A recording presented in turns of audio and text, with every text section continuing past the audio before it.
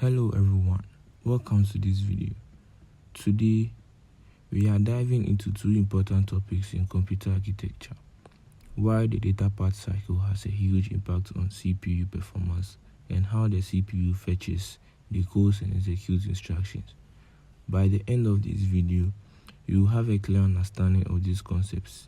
Let's get started. First, I will explain the data path cycle and its role in CPU performance.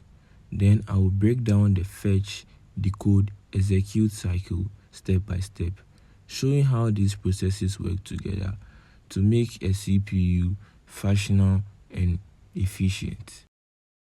Someone may ask, what is data path?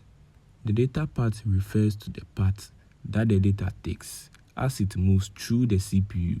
This includes components like the memory, registers, and the arithmetic logic units, also known as ALU, and their control units. This data path is very important because the data path is responsible for carrying instructions and data between these components. If it is slow or inefficient, the CPU cannot execute instructions quickly, which directly impacts its performance. Think of it like a highway. If the highway is narrow or has a traffic jams, cars cannot move efficiently. And in this scenario, when we talk about cars, it refers to what? Data. Let me break it down. When the data path is slow, several things happen. The CPU spends more time waiting for data to move, slowing down overall processing. Complex tasks like arithmetic operations or data transfer take longer. Even with a high clock speed, the CPU's performance suffers if the data path can't keep up. To improve performance, we need faster data transfer, wider data paths, and techniques like pipelining to reduce delays. So with this explanation, I hope you understand why the data path cycle has a huge impact on the CPU performance. Let's move to the fetch, decode, execute cycle. Let's talk about how a CPU executes instructions.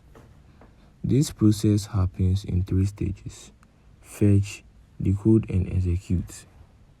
Each stage is critical for ensuring the CPU functions properly. In the fetch stage, the CPU retrieves an instruction from memory.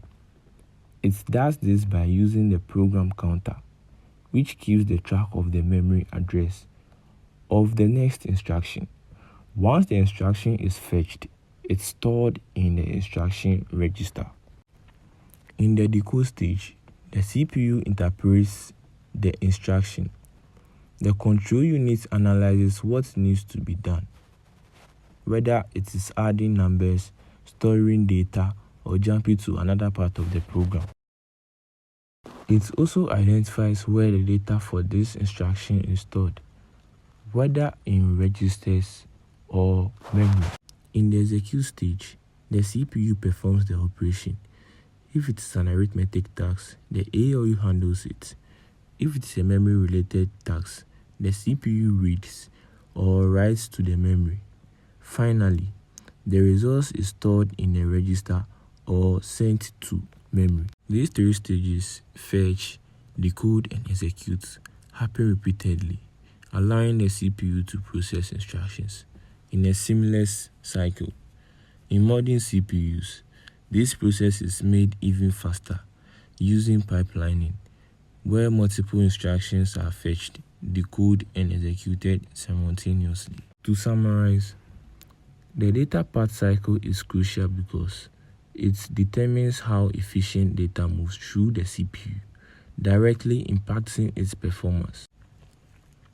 The fetch, decode, execute cycle is the step-by-step process that allows the CPU to perform instructions, making it the core of any program's execution. I hope this explanation helps you understand the CPU concepts better. If you have any questions or thoughts, please leave them in the comment section.